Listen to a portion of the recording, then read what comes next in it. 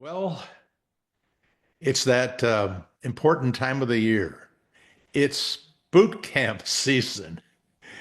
I will tell you, the feedback we've gotten from you folks on the boot camp series has been so positive. And for those who don't know about the boot camp series, you can go to the homepage of paulmerriman.com and you can click on boot camp and it will open up. Now, right now, if you did it today, you would not see the piece that we're working on today, but we'll have a link to that obviously for you to see it. But here's what I know that within a few weeks, maybe it could be 8 weeks, maybe six, we'll have all of the articles, podcasts, and videos done about what we consider to be the most important investment decisions that you make. And those go from the range of stocks versus bonds to how you take distributions in retirement from beginning to end. In the one we're going to do today, we're going to focus on one that I think can make a huge difference in your financial future. We're going to be looking at the sound investing portfolios. And we'll be talking about those, talking about their performance. You will be able to see the tables here during the presentation on YouTube. But for those who are not on YouTube, we have links to all of these tables that we'll reference in the notes. But I want to take you back very quickly to 1994. I went to classes given by the people at Dimensional Fund Advisors. Uh, by the way, I forgot to mention, you see that I've got my friends here, Chris Pedersen and Daryl Balls. I start flapping my mouth and I forget you guys are here to celebrate boot camp with me. Uh, but I went to classes and I don't know, Daryl, Chris, did you guys go to those classes at DFA? I've been once. You got me invited early on when I joined the foundation, and it was fascinating.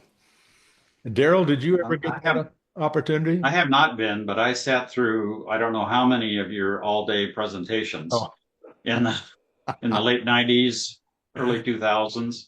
sorry. So I feel like I've been there. Okay.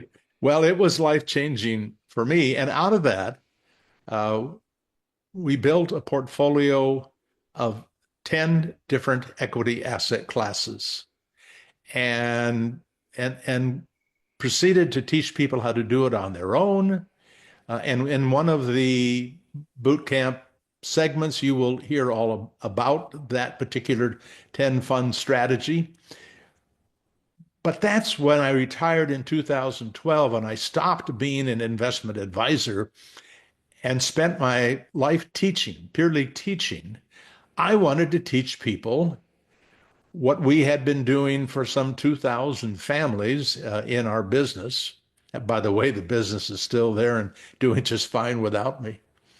But I wanted to help people do what I had learned to do for others. And then Chris came along. Well, actually, Daryl came along before Chris came along. Daryl and I go back 20 some years, right, Daryl? Must be The at first time least. I saw you, I think the first time I saw you speak was in Spokane in I want to say 83, Okay. Well, but that's a while. maybe Uh, it wasn't quite that long ago, but it was a long time ago. Yeah. but Daryl came and worked, joined us here at the foundation, and took over the responsibility of taking care of all the tables and doing all sorts of studies that we've been able to share with you. And but then a few years later, and that started in 2014 officially, and then in 2016, Chris joined us. we were still plugging away, teaching people how to use 10 funds. But it didn't take long for Chris to come to the conclusion, and by the way, the same conclusion that some months later John Bogle came to when I met him, and that is that 10 funds is just for most people too much to deal with. It's fine if somebody's hiring an advisor and they do all the work.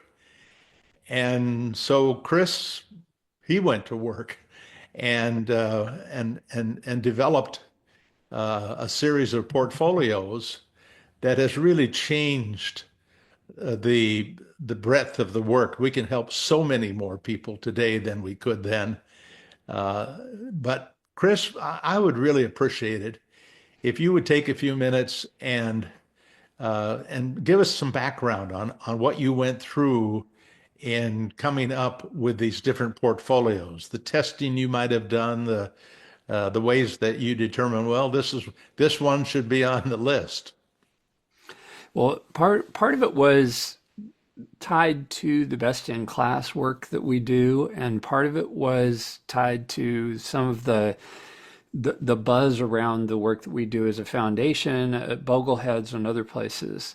And and all of the changes were kind of rooted in that training that you mentioned that we did at DFA. So what you learn when you start to get into this part of the world of portfolio construction is that what really drives returns is how much exposure you have to these different parts of the market, how much exposure you have to the market risk factor, the size factor, the value factor. And factor sounds really highfalutin and technical, but it's basically just attributes. You can think of, you take all the little companies, they behave differently than the big companies.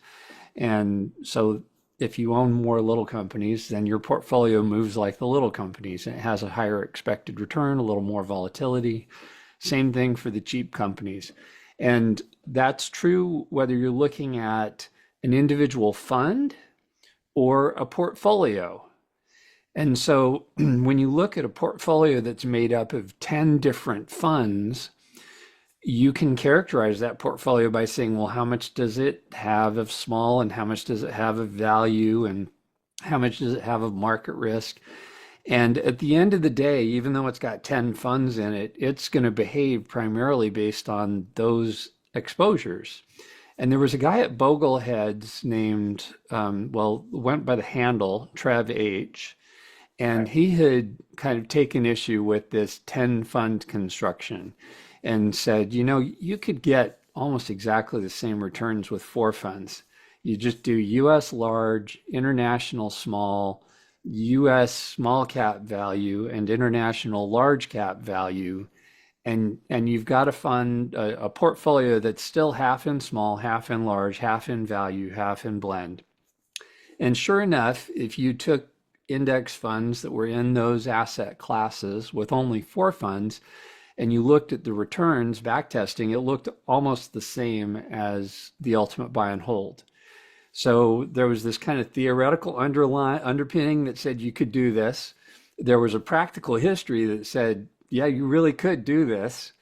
And then in collaboration with you, Paul, and Daryl, we had a lot of discussions about, well, how might you want to do this pragmatically speaking? Well, you might want to do all US. And so that led to the US 4 fund portfolio.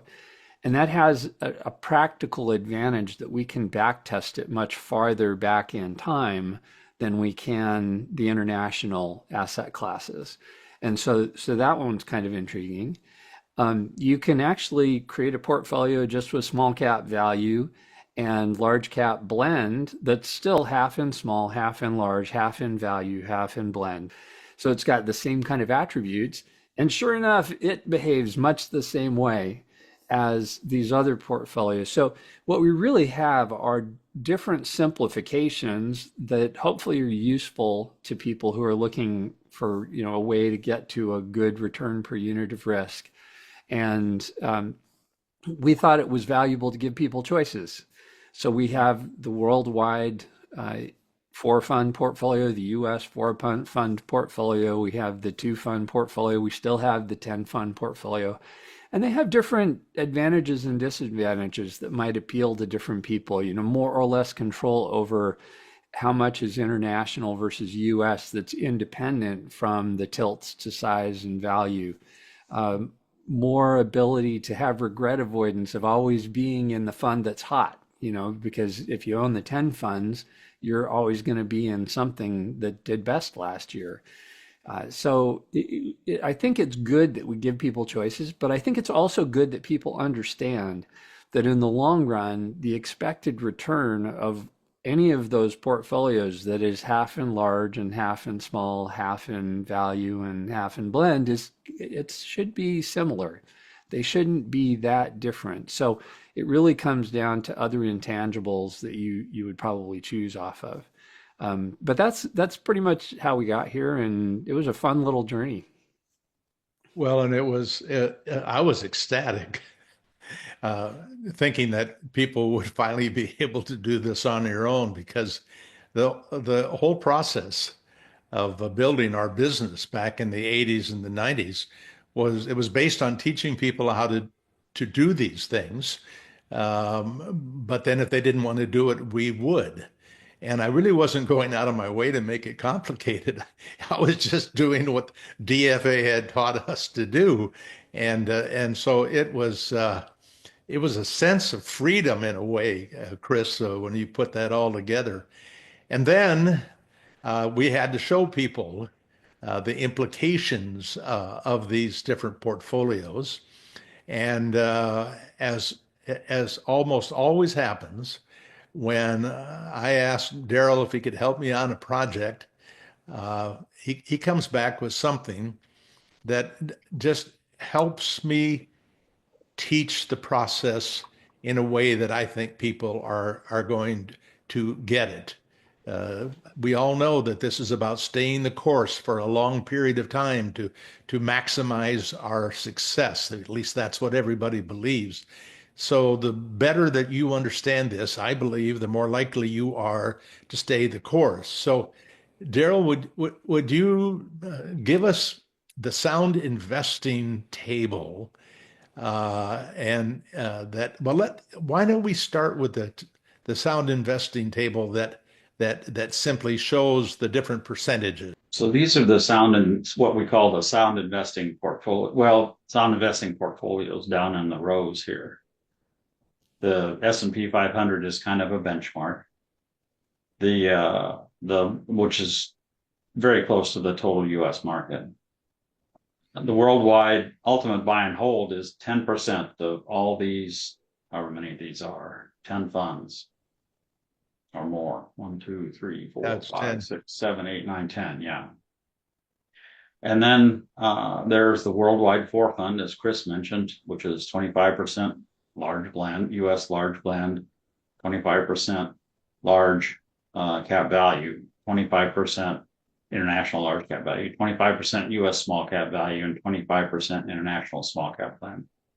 And the US fund is where US 4 fund is just concentration of those 4 asset classes, but US stocks only. And then the 2 fund is down here, the 50% S&P 500, 50% US small cap value. There are a couple of more concentrated funds, 4 here, split between US and worldwide on the value side, whether it's large and small value or just small value. But so these are the major funds that are included in our sound investing portfolio suite, if you will. and then Um, and then the big page. So we took these funds and thought about how best to sort of compare and contrast them and have a way for people to sense the differences between these different mixes and how to assess what they might be comfortable with. And so we developed the portfolio comparison table, if you will. Um, we looked at the 10 funds and we compared them in terms of returns, compound annual growth rates over the 55-year period in this example, and then looked at them on a decade by decade basis. We looked at the ups and downs of the ride. How many years were